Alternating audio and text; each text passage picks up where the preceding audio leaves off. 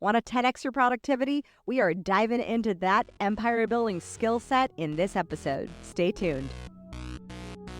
Welcome to the Crown Yourself podcast, where together we build your empire and transform your subconscious stories about what's possible for your business, body, and life. I'm your host, Kimberly Spencer, founder of crownyourself.com, and I'm a master mindset coach, best-selling author, TEDx speaker, known to my clients as a game changer. Each week, you get the conscious leadership strategies you need to help you reign with courage, clarity, and confidence so that you too can make the income and impact you deserve. Imagine this podcast as your royal invitation to step into your full potential and reign in your divine purpose. Your sovereignty starts here, and your reign is now. Hey there, I'm Kimberly Spencer, your transformational high-performance business coach and subconscious mind miracle whisperer. And we are going to dive into how to easily 10x your business. And this was a breakthrough that I had recently. I was in my recertification for my certified high performance coaching. It's something that as a certified high performance coach, we do every year. And we recertify in the process of the sessions, because each session with certified high performance coaching has a template. It has questions that we follow. And then that way you are moving through principles, not just accountability. So we move you through getting more clarity, getting more energy, getting more productivity, getting more courage, and getting more influence. And the benefit is, as I'm going through this training, I'm also receiving as well as coaching, as well as observing coaching. And I'm getting to not only improve my craft as a coach, but I'm also getting like some really great deep insights. And I prefer to just go there. Like, I am not one to shy from a challenge of like showing up fully and saying, I'm going to engage with this fully and actually let myself be coached. And I was so surprised. There were some people there who were like, oh my gosh, this was like a real coaching session. I was like, yeah, because I don't know how to fake it. I don't know how to like be like, well, let me give you a pretend problem. And like, I don't know how to do that. So what I did, and I think it was in the productivity session, and I was getting coached by this amazing CEO, and like I was having so many breakthroughs around my own productivity, reflection on the past year, and many of the challenges that we had, especially with my health and all that. And then I had this huge like kapow, this moment of just like my entire standard and barometer of productivity has to change. When you change your barometer and your standard of productivity from how much did I do as an entrepreneur to how much did I delegate, you will 10x. And the reason I saw this was because success leaves clues.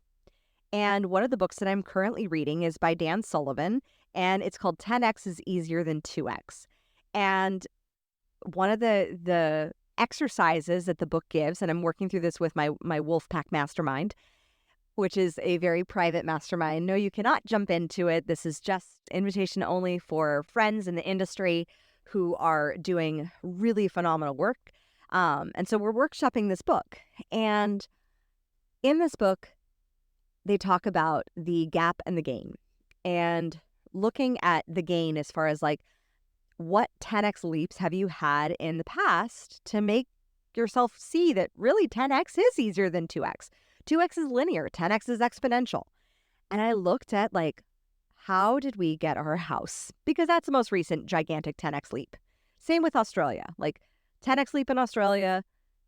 Moving to Australia was one, then scaling our business 300% was one, then losing 3 family, like that was another 10x year with like still growing our profits 35%. And growing the business 150% in the same year that I lost my father, my aunt, and my grandma, and gave birth to a child and had a TEDx talk. Like that was bananas. So I was like, yeah, 10x is kind of my thing. I'd like to have a system for it. And I was thinking, as I was reflecting on my productivity in this productivity session of coaching, I said, holy shit, I did a 10x with our manifestation of our home. And I looked at, okay, what did I do in the home buying process? Well, we hired a realtor to help us find and see the best houses. We didn't try to go at it our own. We didn't try to, not pay that 3% fee that goes with a realtor. No, we were totally fine with compensating someone who was going to guide us through the process. And then, we moved my mom with us. And so we had to sell her house as well. And there was a whole, and move all her stuff and then get rid of all my dad's stuff and all that. And I looked at, oh my gosh, how did I actually achieve that 10x jump? And I'm going to walk you through my exact steps. So, one, I hired great people. Really, we hired an epic team. Our Texas realtor, our California realtor, initially Spike was like, oh, I could list a home and we could do a for sale by owner and then we don't have to pay. And I said, well, with the time frame, let's just hire someone who understands the market, because we were also going into Thanksgiving and Christmas, which was a very challenging time to sell a house. And we were also, there was a heaping amount of clutter. No offense to my mom, I love her so much. And your external circumstances will always reflect your internal. And my childhood home could not have reflected that better, because it was so chaotic. There was so much furniture. There was so much stuff in it, and it was packed. And we had, I think, at least 2 full, the giant bin, not garbage trash cans, but bins that we just tossed, 2, if not 3. And still, we had bags and bags and bags of trash and things that we no longer used. And we had Habitat for Humanity come out and take a whole bunch of furniture that just was not necessary. There was no way was it gonna just work. That's all I could say. But I look at it and I saw my productivity and I saw how I worked best. And one of the ways was, not only did I delegate, and I delegated to professionals. So not only did I delegate to 2 realtors, so we had our California realtor, we had our Texas realtor that was negotiating with our getting our home. We had our California negotiator who was negotiating with selling our childhood home. And in order to sell the childhood home, we had to prepare it for sale, or else we would not have gotten a very good price. And her realtor gave me the best compliment. She said, I have never seen anyone clean out a house that fast and flip it so fast, because we did it in 6 weeks. I thought we could do it in 4. I was very ambitious with my goal, but I also was open for 6. And we cleared that house in 6 weeks. And I mean a top to bottom, clearing, repainting, staging, because unlike homes in Texas, y'all, I was looking at homes in Texas for 6 months, and staging is not always a thing. If you go into the new model homes and communities inside of the HOAs, those are all beautifully staged and they look great, but that's not what we wanted. We wanted to not be in an HOA. And so the homes that were available that were not in HOAs, that's staging ain't a thing, for the most part. The one that we bought, actually, it wasn't staged, but it was cleaned and presented, and it was just beautiful. The sellers did a phenomenal job of just making it. They took very great care of the home. They were the only previous owner. For them it was their build. So this process was crazy though, because we had to hire the paint crew and then hire junk crews and I had to hire a toxic waste crew. Yes, because there were heaps from my parents' business of toxic chemicals and things that you use to with plants, and then also really old paints that you can't throw away in a trash can. And if you do, I just am all about just being as eco-conscious as possible. So we had a toxic waste crew come out, and we had junk crews come out and movers come out, and all of this had to be scheduled, delegated, and there was a time frame and a plan. And as I was in this coaching session, I was like, that's the productivity. And as a leader, the greatest thing, and I've had a team now for 5 years and they do such amazing work. And this drove team leadership to a whole new level. Because if you want to go to 10x your business, go from being a doer to a delegator. If you want 10x results and want to quantum leap in time, delegate more, figure out the how of how you're going to pay them later. Steve Jobs didn't build the iPhone. He built the team that built the iPhone. In the visionary role, it is your job to 1, lead your team.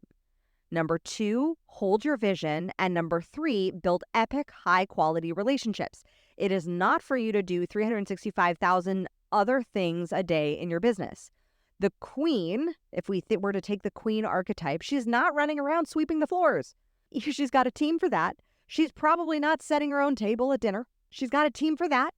She's probably not cooking her own meals. She's got a team for that. The queen does what she does, which is leadership and maintaining relationships. If you've ever watched an episode of The Crown, she writes a lot of letters. Why is she writing letters? Because she's maintaining relationships. The same is true for you, your inbox, your DMs, maintaining high caliber relationships. The podcast interviews you go on, go maintain those relationships.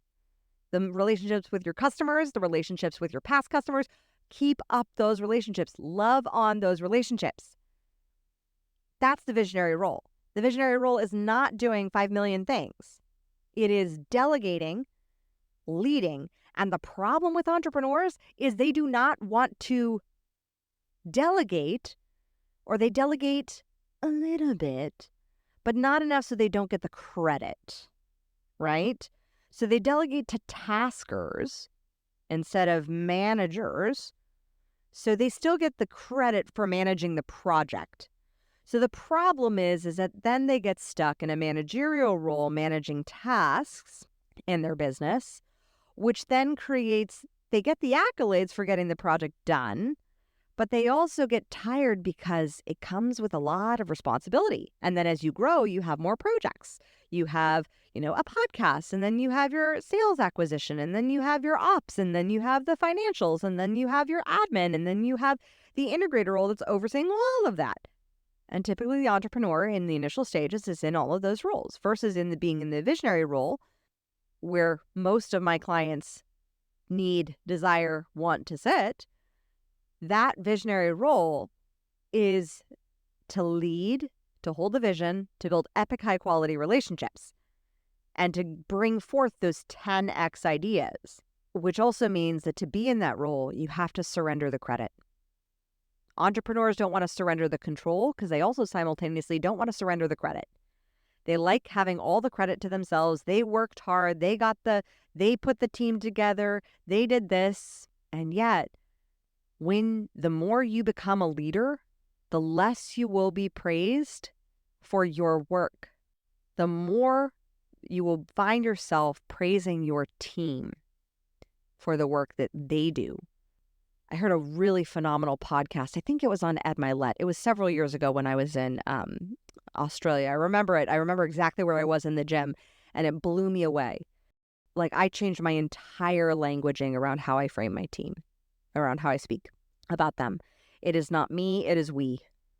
We as a team, we get our clients booked on podcasts. We succeed with having transformational results for our coaching clients. We succeed. I could not do this without them. We do this together. We scaled our podcast to hundreds of thousands of downloads. That is a we effort, not a me. I just talk. I just do the talking. They do everything else.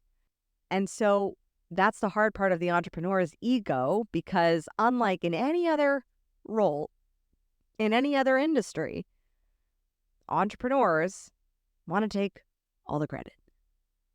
They want all the credit. I will say I have seen that in Hollywood from time to time. I did see the people who wanted to be the Clint Eastwood. I know I did. They wanted to be the actor, the writer, the director, all the things, and have all the credit on that. And that is a skill set because you are constantly switching hats. And it takes a very specific type of personality to be able to do that. And I'm saying it can be done. I'm not saying it should be done. And so I encourage you to find the team to delegate out not just the tasks, but the responsibility of the projects. Because as you grow, that responsibility of the projects being to completion and having client satisfaction will be more important than having a heaping big to-do list of tasks like all checked off, because all those tasks fall under projects. And so if you want to grow 10x, delegate 10x more. Look at everything you're doing and look at what is it specifically that is in your percentage of what you can do best. What is truly in your genius zone. Like my mentor, James Wedmore, he says it's Pareto's principle on steroids, where it's not just the 80-20 principle where 20% produces 80% of the results. It's 5% produces 95% of results. That is when you find your unique ability, as Dan Sullivan calls it, who's the CEO and founder of the Strategic Coach. Finding that unique ability, finding that sweet spot of your zone of genius, that is your space that you thrive. For me, it's in communication, it's in creativity, and it's in collaborations. That is where I thrive. And the more I can hone in and get very specific around how do I create better, how do I build more strategic, amazing, powerful partnerships and collaborations, how do I communicate more effectively and more efficiently. And for me, it is in communication, strategic collaborations, creativity, and coaching. And lastly, how do I coach, challenge, lovingly guide, support, mentor my team and my clients into getting the results that they desire, into achieving their 10x goals? How do I lead from that coach perspective? And the more I master my coaching, my creativity, my communication, and my collaborations, the more refined I get and the more I delegate out that which is not in my zone of genius, not only the tasks, but the entire projects. And that will be a game changer for your productivity.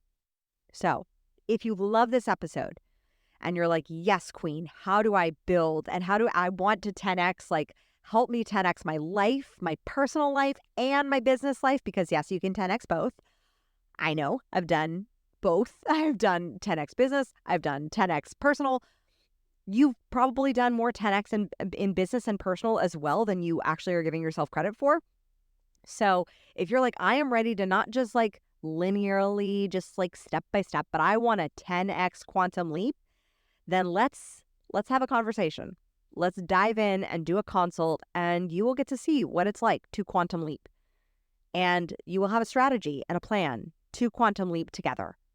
So click down below, book a consult with me. I am so honored and excited to serve you. Thank you so much for your listenership, for being such a loyal part of this audience. If you want to connect with our fast-growing Crown Yourself community, head on over to our community on Facebook at Facebook's groups/Crown Yourself and find our community there where we can support you in claiming that divine purpose and aligning with the action steps that will quantum leap you to your goals. As always, my fellow sovereigns, own your throne, mind your business, because your reign is now. Thank you so much for tuning in today. If what you heard resonated with you, be sure to subscribe and start creating a bigger impact now by sharing this with a friend. Just by doing that one simple act of kindness, you are creating a royal ripple to support more people in their sovereignty. And if you're not already following on social media, connect with me everywhere at crownyourself.now for more inspiration. I am so excited to connect with you in the next episode. And in the meantime, go out there and create a body, business, and life that rules. Because today, you crown yourself.